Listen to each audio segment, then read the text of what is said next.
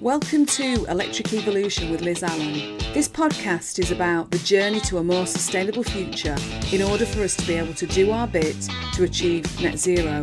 I'll be discussing a variety of topics with experts in their field in order to educate and increase our knowledge of clean energy, electric vehicles and the electric vehicle infrastructure. So whether you're an individual wanting to make a difference at home, a small business or a corporate, this podcast is just for you. Okay, so on today's podcast, I have got Councillor Katherine Dunne. Now, Katherine and I met, it's probably about 4 or 5 weeks ago now, isn't it? So, yeah. At EV Magazine Live in London. And it was great because I was introduced to you by Craig Hibbert, who kind of introduced me and you, and we had a chat. But just to say, so I'm going to have to read this because it's a long title. We said this, didn't we? So Katherine is a Cabinet Member for Climate, Environment and Transport Strategy for the London Borough of Hounslow. She's a Deputy Leader in Hounslow, but alongside that, she's also Programme Manager, I don't know how you do this, for UK Prevention Research Partnership for the Medical Research Council. You also worked in metrology at National Physical Laboratory. Can never say that word.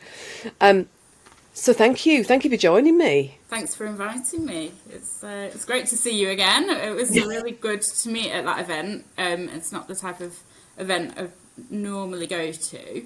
And I remember walking in and it was very kind of, what's the word? It was just very blokey. There was lots of men who were clearly into their EVs, which is great, of course. But yeah, and obviously there were women there as well. I don't want to exaggerate, but it was really good to get chatting to you because you obviously knew quite a few people, and I didn't know anyone. But I think it was. I really enjoyed it. I thought it was really good to get some insight into like what's happening in the EV industry, which is completely separate from what I would normally have any insight into. But also, the stuff around the infrastructure and like what Transport for London are doing, which is kind of more my comfort zone, I guess. Yeah, exactly. No, it's brilliant. Tell me a little bit about how you got, how the heck do you juggle all of this stuff anyway? and how you got into sort of like, so you're at the, you're Programme Manager, aren't you? But you're also Deputy Leader and you're also a Cabinet Member. Tell me, how did you get into everything? Please tell me. Well, my background, I suppose my professional background has been in science and scientific research. Okay. So I studied chemistry and I did a doctorate in chemistry and sort of was working in research. But I knew that, the research lab probably wasn't for me in the longer term. So I looked to move out of that, and that's when I got the job at the National Physical Laboratory, NPL, in Teddington, but actually working for a research funding programme there.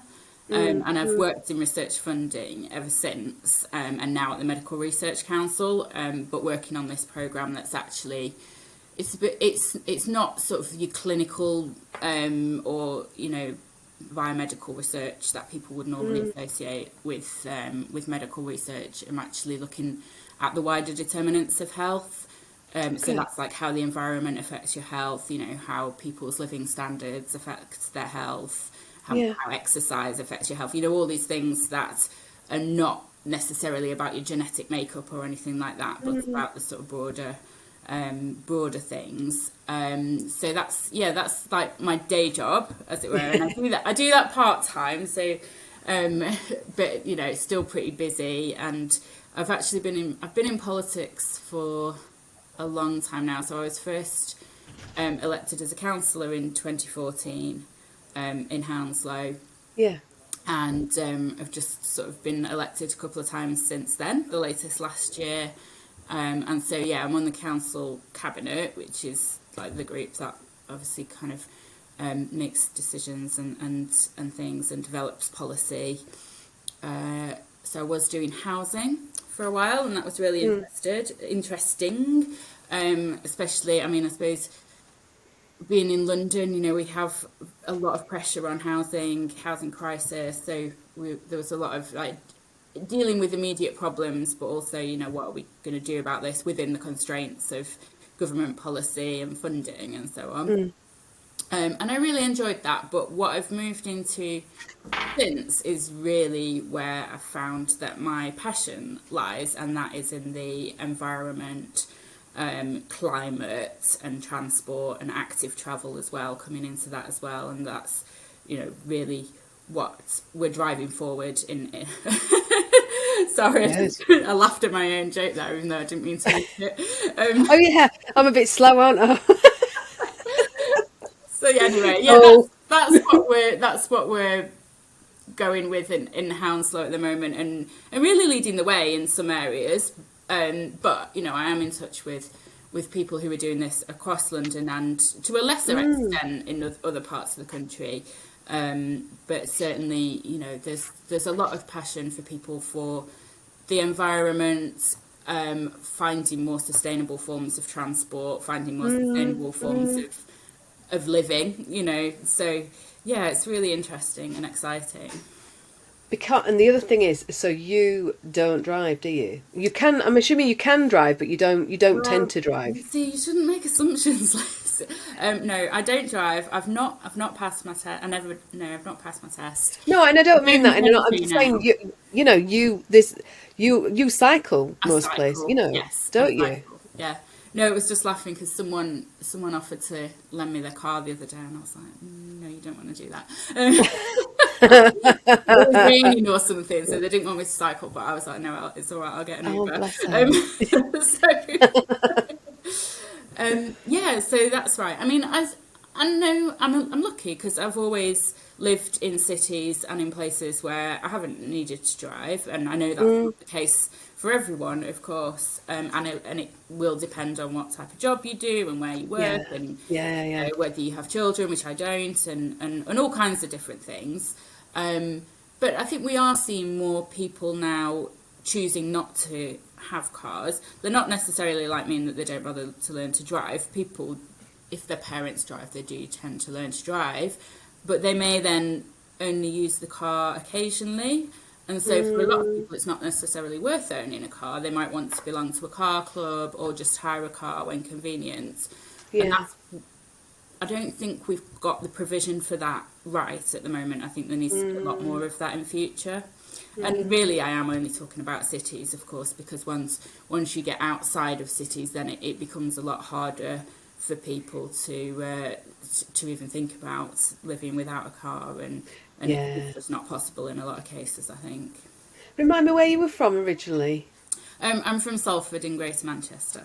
Yeah, so I was gonna say, I suppose that was it easy for you to travel around Yeah, so up there? again, I think we were lucky, like where I grew up, was always well served by public transport, buses. My parents didn't drive, and my dad worked in central Manchester, but where we lived, you know, he could get a bus into town or the train. Yeah. Um, so yeah, it just wasn't sort of necessary there. And then I suppose that's then affected my choices of where to live, Yeah. because that's Yeah. normal to me, and I've always wanted to live places where there is good public transport and so on. Yeah, I suppose I would say Halifax wasn't quite the same. And other than the Building Society, where I did work, funnily enough, to start off my career, you know, that was in the town centre, and I used to get public transport there when I first, you know, started work. But then all the good jobs were further away, you know. So I learnt to drive fairly soon, really. Well, do you know what? I decided I wanted to drive the day of the you know, my first lesson the day of my 17th Yeah. birthday. So I was straight out there. I didn't actually get to pass until I was 20 though, because I was in a car crash in the January of the Oh after I gosh. was 18. So yeah, but that's a whole other story as well. But you know, so you've got your the career in the kind of as a cabinet member.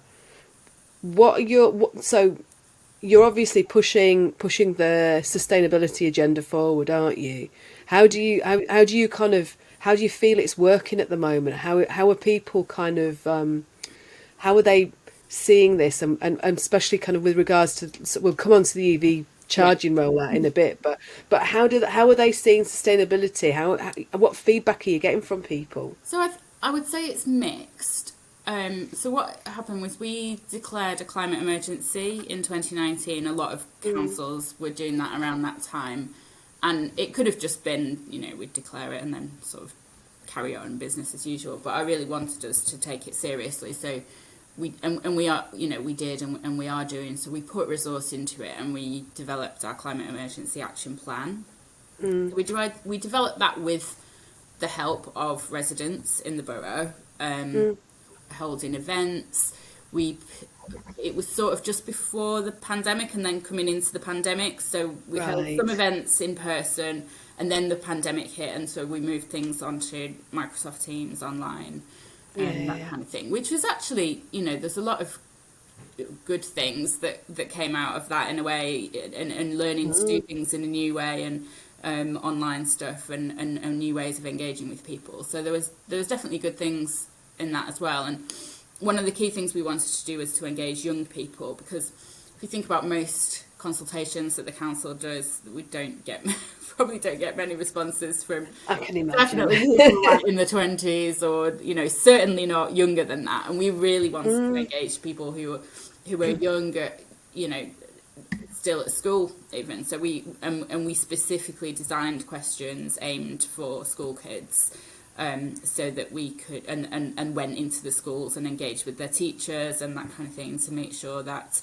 we were getting their views as well. And young people are really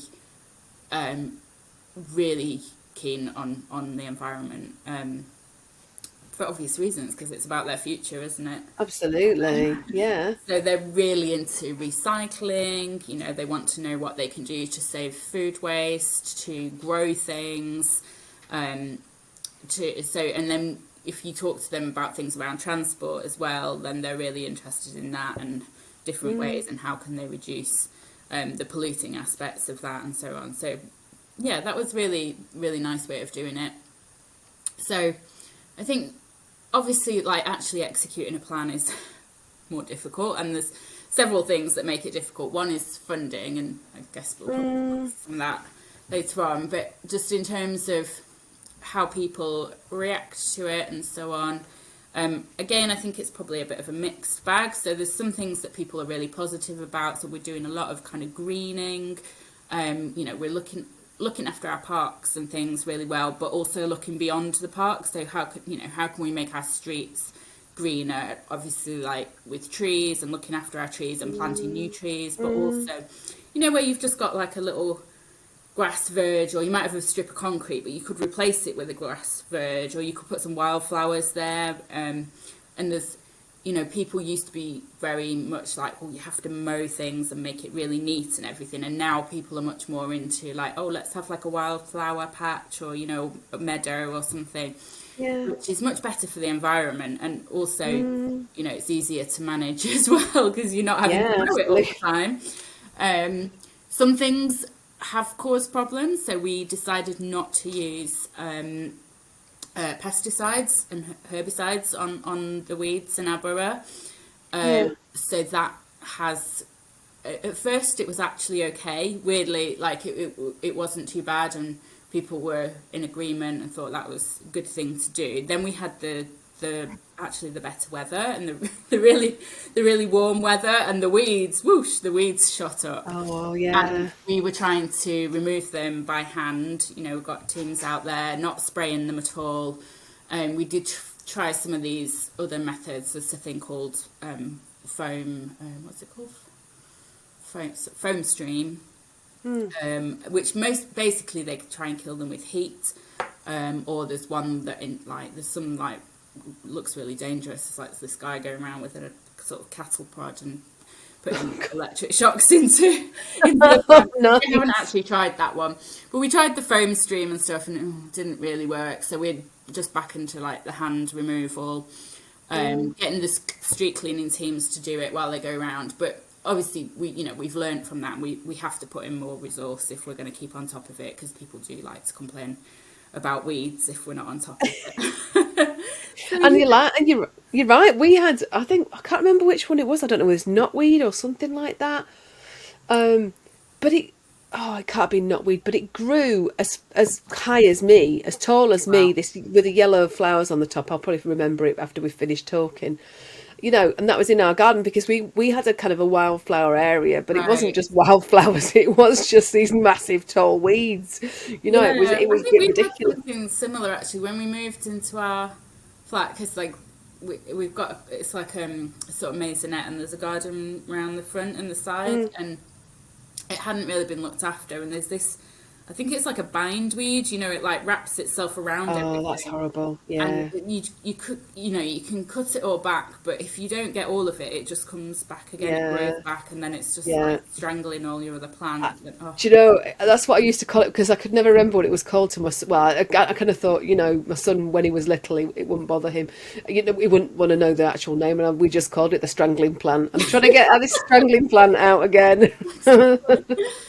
yeah, I think we've just sort of I don't know. We just had to remove everything basically. I think we've more or less got rid of it now, but yeah, nightmare.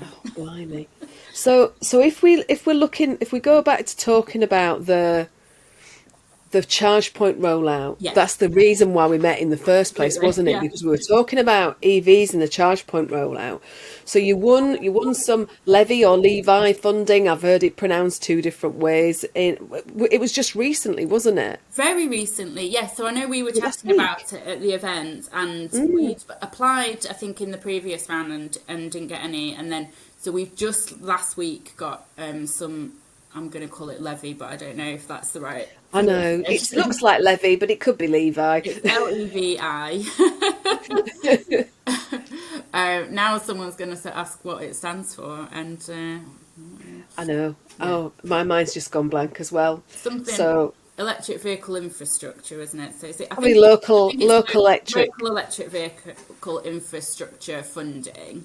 Yes. Yes.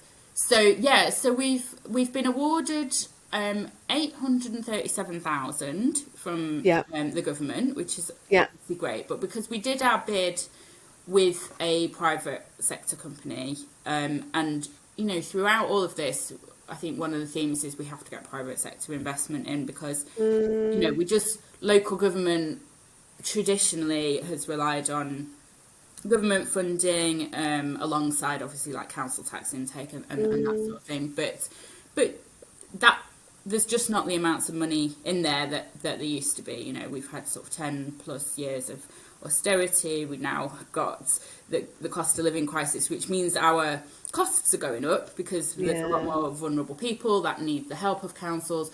Funding from government has come down, so we're always looking at where we can get additional funding from. So this is great. So we did this bid with a company called Jolt, and so they've committed 925k as well. So that's absolutely fantastic.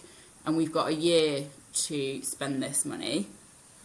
So we're going to be delivering a mixture of fast charging points and what we call residential chargers. So this is so if you think a lot of people in sort of streets and London boroughs are not going to have any off-street parking. No. So one of the things that we do is we can put charging points into lampposts. Yeah. So we're going to be doing some of those as well. So they tend to be a bit slower charging. It might be, someone charges it overnight or whatever. But what we were doing before was and we'll probably do some more of this. So if someone had an EV or they were intending to purchase one, they could apply to have up to 3 charging points put in different lampposts on their street. Because the thing is, you're not always guaranteed to get a parking space where you want. So, and it wouldn't be just for them; other people could use it as well. Yeah. But that was the kind of way we were rolling it out. Now, when we were re-elected, so our council elections were last year in May, and so I'm part of the Labour administration here. We were re-elected in May. One of our pledges in our manifesto was to roll out an additional 2,000 charging points over the 4-year term from 2022 to 26. And we will be able to do that. We'll be able to do more than that, rather. So that's where the private sector comes in, and we'll go into that a bit more.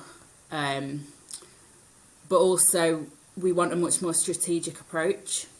So instead of just responding to demand, which is what we were doing at the moment, we won't be able to keep up with that because demand's going to increase. Exactly, yeah. As people are changing their cars, getting new cars, they're thinking about getting electric now. We've got the ULEZ, that's the ultra low emission zone, due to be expanded into Outer London from August this year.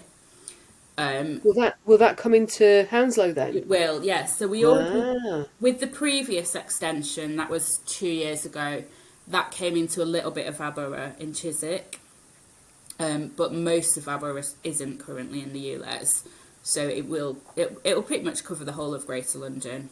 So that'll be a big driver for some people changing their cars. Obviously, you don't have to have an electric car to be ULEZ compliant. You know, there are petrol cars that are compliant, and there are newer diesels that are compliant as well.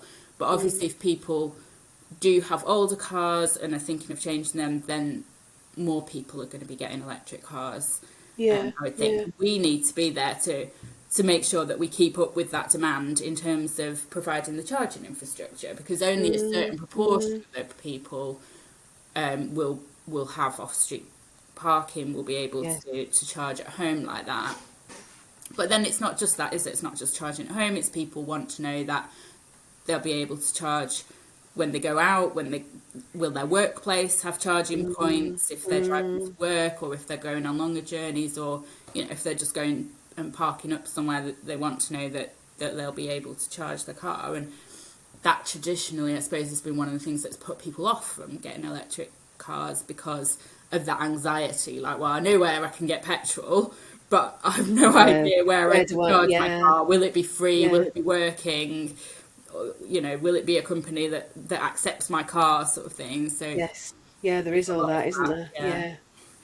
But I mean, that will obviously just improve over time, and again, that's obviously going to be one of those things, I think, where London and other big cities, it will come sooner.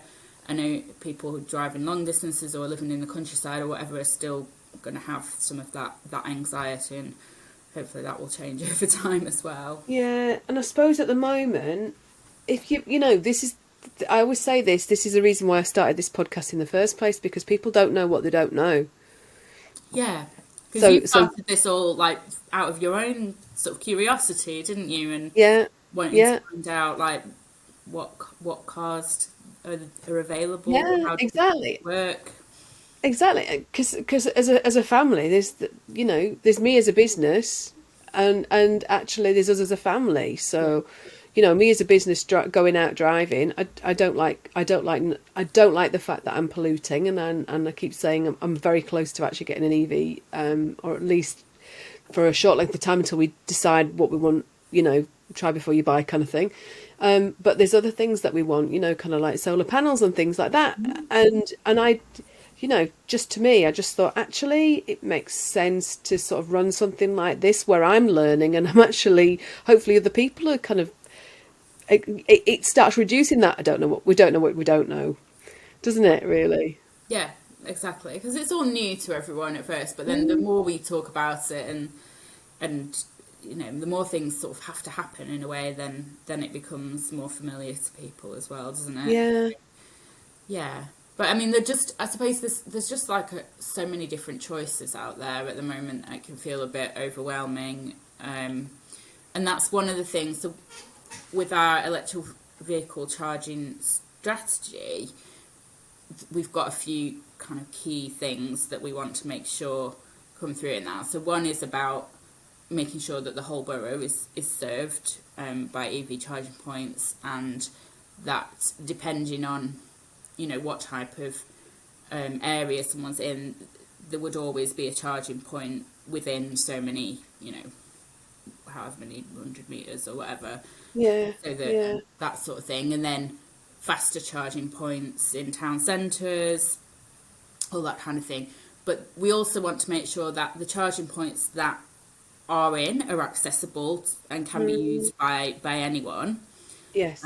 You don't want to have things that are there but someone can't use it because they've not got an account with a certain company or whatever, or if you do have to have an account, it needs to just be really easy to use. So I think ease of use is one.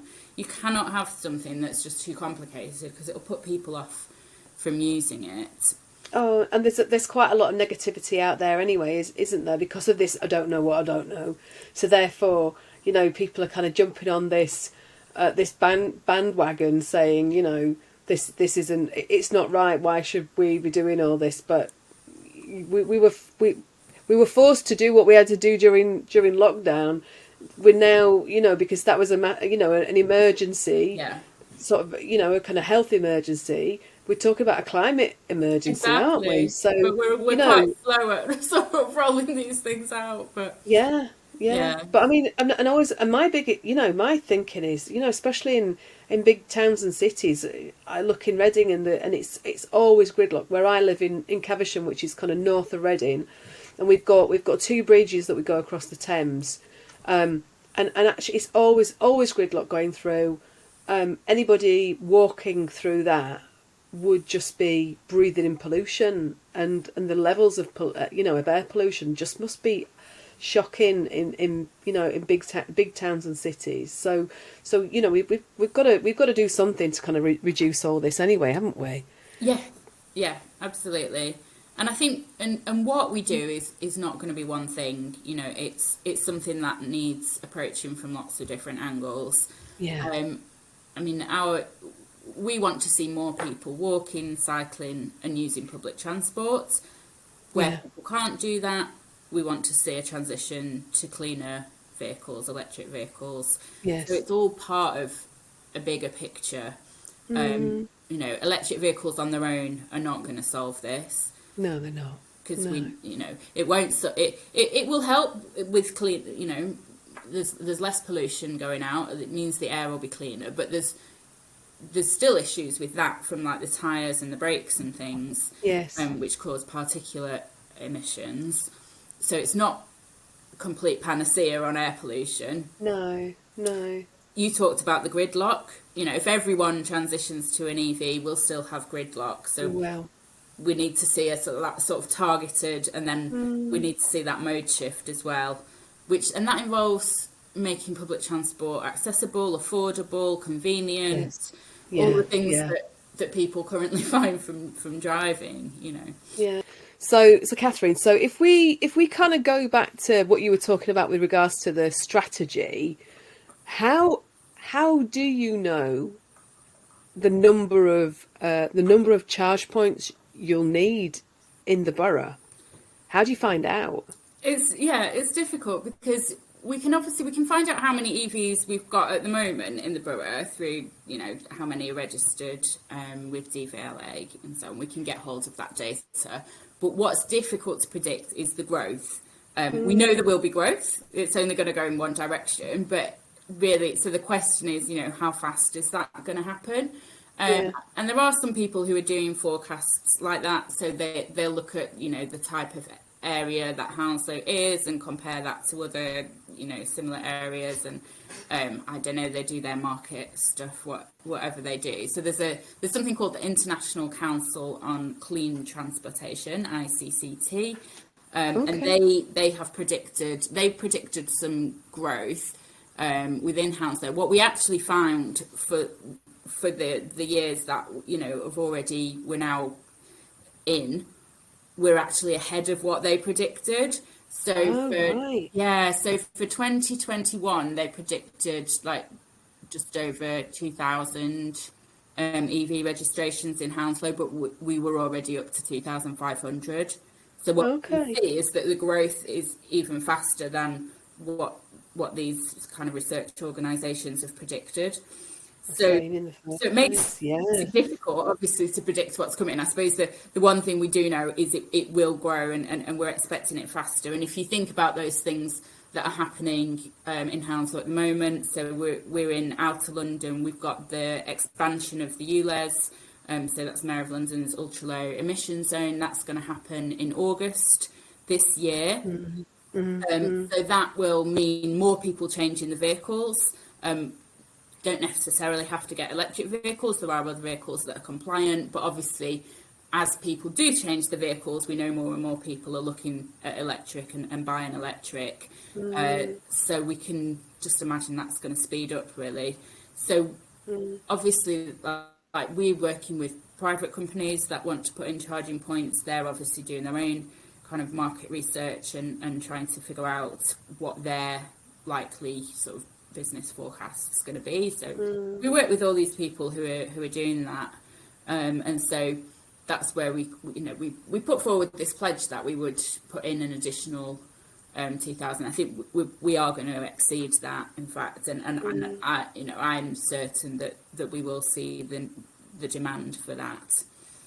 And you're saying that this is up till, is it 2026? Yeah, you said 2026. So that will be the council term. Yeah, so we'll have elections again in 2026, so people can judge whether we've achieved everything we said we would.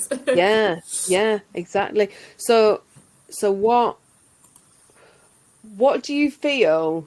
So when all of this came through, and I know you've got lots of other things on the agenda in the councils and stuff like that. So you've got to look at all your prioritisation of all the other things to do with sustainability and the climate emergency and everything like that. You know, what do you see? Well, I suppose actually, do you know what? No, how do you juggle all of? Never mind your job. We talked about your job earlier on, didn't we? And juggling the job. What about all the climate emergency issues? Is that kind of in your hands as well? So the ChargePoint rollout is only part of. It's only one tiny bit of it in a way. So yeah. I mean, what we're looking at with for our climate emergency action plan, it's kind of in two bits. So one bit is around the council's carbon emissions, and that's what we use in our corporate buildings, schools, council housing. Also what's known as scope 3 emissions, which is from things we buy, basically, in the whole supply chain there. So we're looking to reduce our carbon emissions there, but that's only like within the direct, control of the council. In the borough more generally, then obviously we don't have direct control over, how people heat their homes, what cars they drive, if they drive, there's all these things which is about individuals, communities and businesses. As the council, we also want to help to get those wider borough emissions down as well, and work with communities and businesses and charities and so on to do that. And so that's where a lot of this comes in with the EV charging points. So obviously for the council's own vehicles, for our fleet, we have a plan to move to electric over time and bring down our emissions. But that's tiny compared to the whole borough. So that's where, us working with companies to install charging points then enables individuals to make decisions about what car they drive and so on. So it's all part of a bigger picture there. And now I've forgotten what the question was. Don't worry. No. I was kind of saying, about how do you juggle it all? How in that big in the sort of the climate emergency, right? Yeah, it's about priority. How do you decide? It's about priorities. You're absolutely right. So if we look at the council's own emissions, then the biggest source of that comes from gas heating in our council homes and corporate buildings. So the biggest thing we can do there is to get rid of gas heating, increase the energy efficiency of our buildings, invest in alternative sources of heat, air source heat pumps, solar panels, etc. So that's what we're doing there. If we look at the wider borough, like one of the biggest sources of carbon emissions there is transport. And so that's why there's the big focus on the EV charging points, but also on transitioning people's public transport, getting people into active travel, walking, cycling, etc. Yeah, yeah. So, And like you said, it's kind of like having this. To me, it's a bit like it's like filling the pieces in a jigsaw puzzle, isn't it? You know, you're kind of moving them around a little bit until you actually get the right piece but you in don't the know right what place. you don't know what it's going to look like, and there's probably, you know, you haven't got all the pieces. Like if you think about funding being one of the jigsaw pieces, we don't have all of that. We don't have all the money we would need to do it. That's why we're looking at private sector investment. So at the moment with the EV charging points, but also, you know, we're looking at new models for private sector investment for individuals to be able to retrofit their homes, because, you know, if you look at the cost of what it would cost to replace gas heating just in a normal kind of, you know, sort of Edwardian house, whatever, you know, then it's just so expensive. So we're looking at bringing in investment into on a kind of neighbourhood model, so people would be able to basically get their house kitted out with all this energy efficient stuff. They would obviously then they'd have to pay that back over time, but they would also benefit from lower heating bills. So it's quite radical kind of thinking for local government, because traditionally it's like, you know, we get money in the form of grants, we get money in the form of council tax, we look at how we want to spend it, we balance the budget, and that's that. Now councils are looking a lot more at, you know, borrowing, investment, where can we get in private sector funding. It's a lot more varied, because otherwise we just wouldn't be able to afford to do everything that we want to do. No. So would you say, because you mentioned other councils there, is that kind of what's on the landscape for all councils across the country then? Is that how they're going to be looking at things? Yeah, I think so. I mean, there's obviously going to be some who change faster than others, and that happens in everything. I mean, obviously, like across London, I would say I work closely with colleagues in doing similar roles in other London councils. Then very strong on the environmental things, on the EV, on the transport. So there's a lot going on there. There's a lot of ideas that we share with each other. In terms of getting in that private sector funding for investment in homes and neighbourhoods, that's something we're working on with a group called Core Cities. So that involves London, but also the other, like what you would assume to be the core cities, Birmingham, Manchester, etc. Yeah. So we're working on that, and there's government involvement in that as well, in setting out that model and how it would work. That's more collaborative then, isn't it? Yeah, you have to be. You have to be. So again, that's probably maybe a departure from how councils have traditionally operated, where they're very much just like, this is our borough boundary, we don't need to do anything beyond that.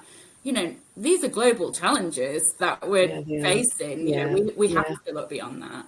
No, it's good. I was talking to somebody today, and we were talking about collaboration being the best thing. Yeah. We've all got Absolutely. We all need to be heading in the same direction. We all are heading in the same direction. We all just need to be making sure that we're kind of moving forward together, don't we? And collaboration's a good thing, definitely. It really is. I mean, one of our sorry, carry on. No, go. I was going to say, one of our bugbears in local government is having to like bid for pots of money like that the government puts out, but like compete against other boroughs. And you're thinking, we need to do this, but they need to do it just as much as we need to do it. Why are you making us compete? You know, it's just, so we want to move away from that ideally, working more together with other councils, but also working with our residents, you know, because everything we're doing, it's for the residents of the borough, but they should be involved in that decision making as well, helping to design the solutions. You know, so for our electric vehicle charging strategy, you know, we came up with a strategy, but then we put that out to consultations, getting ideas and about, you know, and what is it meant to do? What do we want to achieve with it? How is it going to help people in the way that we think it will? And obviously people often have very different ideas on that. But then also, you know, now that's in place, we're working with the company. So, you know, our procurement exercise is on at the moment to procure providers. But then once that's in place, you know, there'll be another exercise then of talking to residents. Where do you want the charges? Where does it make sense for you? Where will you use it? You know, there's no point council coming along and saying, well, that's where it's got to go, if no one's going to use it. No, exactly. And I always talk about the voice of the customer. That's from a continuous improvement background, but it is all about the voice of the customer, because there's no point in you deciding where to put them, is there, in the first place? If it's not right for your customers who are your residents, you know, anyway. So, you know, going back to what we said about you don't know what you don't know, when this came up on the agenda, did you feel that you had the tools to kind of deal with this? And, you know, what were the sticking points? Because obviously you've got to put this strategy together, but you know, were you able to compare it with other councils and what they were doing anyway? Or did it come from, I can't remember, sorry, did it come from an original government sort of document and an agenda saying this is what we need to, you local authorities, this is what we need you to be doing, and then you've got to interpret it? Was it all down to interpretation? Yeah, I mean, sometimes you get things like that. Sometimes you get nothing, and it's just like, well, okay, we've got. I mean, obviously we have guiding things. So we have our sort of what we want to achieve in terms of obviously carbon reductions, in terms of air quality targets, things like that. I work with Transport for London and so on. So there are some things where we feel we have to fit into that, but a lot of it we're just left to get on with it ourselves, which can be good or bad, you know. But I mean, obviously, I'm not a technical expert on any of this stuff, really. My job is to oversee the policy, make sure that the pledges and the things that we set out in our manifesto and now in our corporate plan get delivered. I have an excellent team of officers who are the technical experts, you know, who have drawn up the strategy, who understand, can talk to the companies, who can do the modelling, all that kind of thing. So that's really where they come in. And the same as I will talk to the lead members on environment and transport across London, you know, our officers will talk to their counterparts in other boroughs, maybe, you know, beyond London as well, and in other local authorities. And especially for things that are kind of, you know, new, cutting edge, there's a lot of information and opportunities out there. And I suppose these days there's a lot of webinars and things like that people can attend in order to share that information and get ideas. So yeah, so I'm really supported by that team. That's good. So right, just going back to what you're saying about the team. So where do the teams sit in the council? So are they transport officers or the environment officers or are they a multitude of officers? So we have transport planners that sit within the transport team, but it comes all under the one directorate, which is, it covers quite a few different things, but it covers transport and environment, and we see them very much as being, you know, very, very linked. Yeah, okay. And because I think, from what I understand with the Levi, the funding that you've just won, which is fantastic, that you're able to employ somebody specifically on the EV charging rollout. Is that right? Yeah, I think that's right. So some of that money that's been made available will go towards employing someone to kind of oversee that. I don't know if I've got the details of that, but yes, that's basically how it works. Because I mean, you'll find quite a few of our offices are funded through that kind of project kind of funding. Yeah, yeah, okay. And just to point out that Catherine is drinking from a Hounslow. What is it? Keep Hounslow clean, one cup at a time. Yeah. Recycled cup made out of. Sorry, I'm coughing now.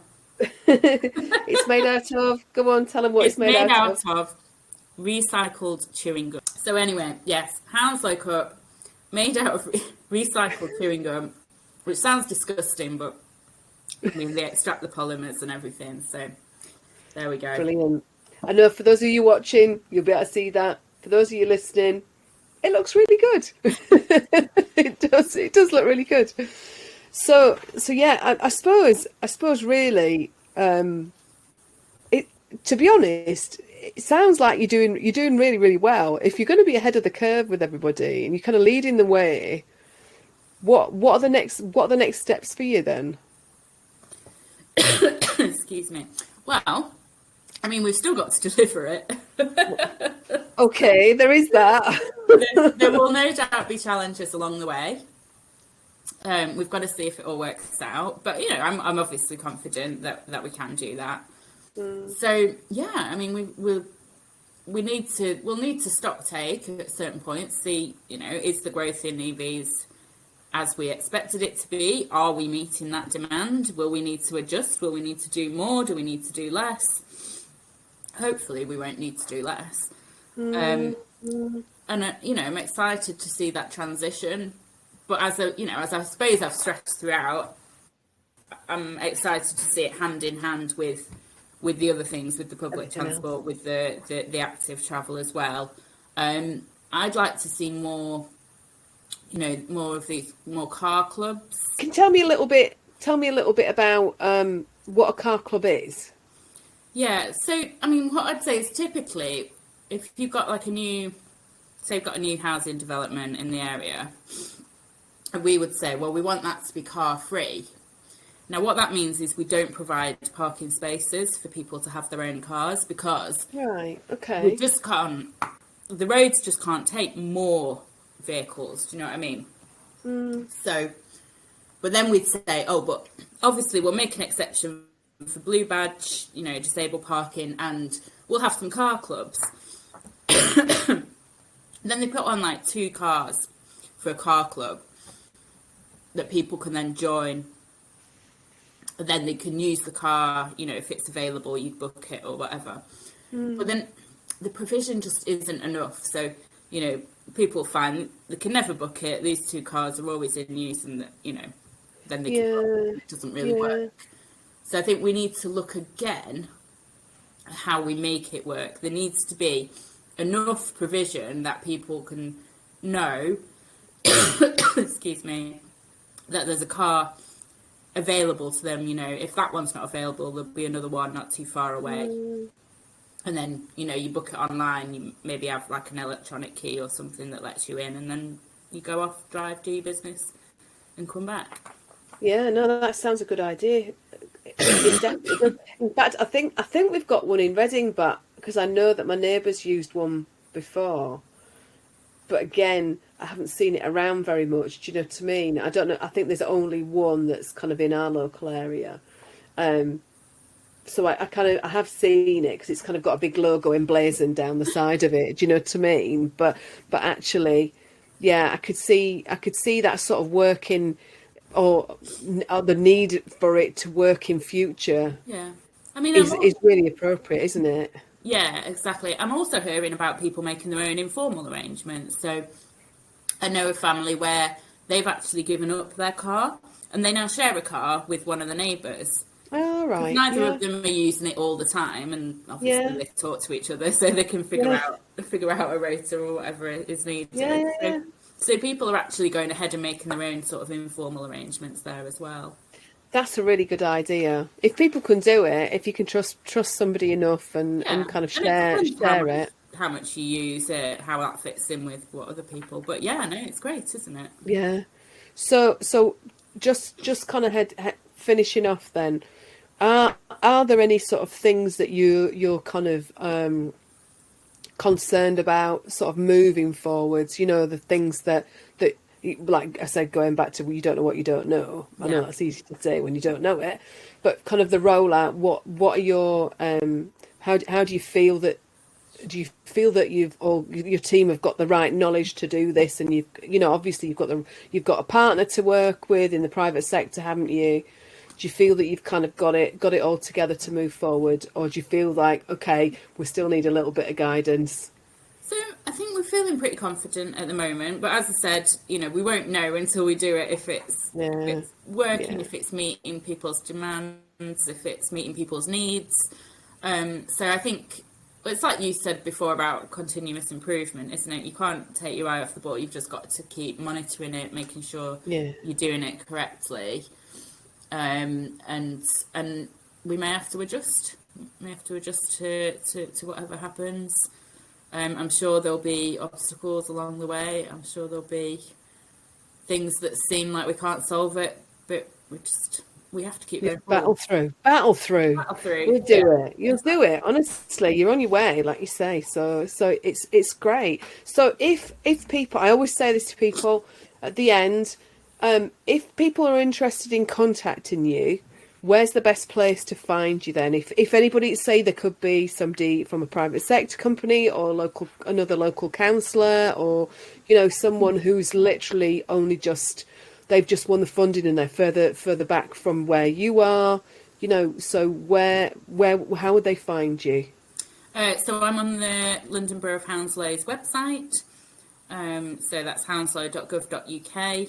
If you search for my name, Katherine Dunne, Hounslow Councillor, that should come up, or find it on that website. My email address is katherine.dunne, that's KATHERINE.DUNNE @hounslow.gov.uk. So get in touch. Just don't spam her. That's all she asks. Oh, well, listen, it's been really, really interesting talking to you, and it's great to chat again, and I'm sure we'll be talking kind of as you're moving through the process and see how you're getting on. But listen, thank you ever so much for your time, Katherine. I really, really appreciate it. And to everybody else, I'm going to say I'll see you next time. Thanks for listening and watching. Bye. You've been watching Electric Evolution with Liz Allan. Don't forget to subscribe and click on the bell icon, and you'll receive all of our weekly videos. Thanks for watching. See you soon. Bye.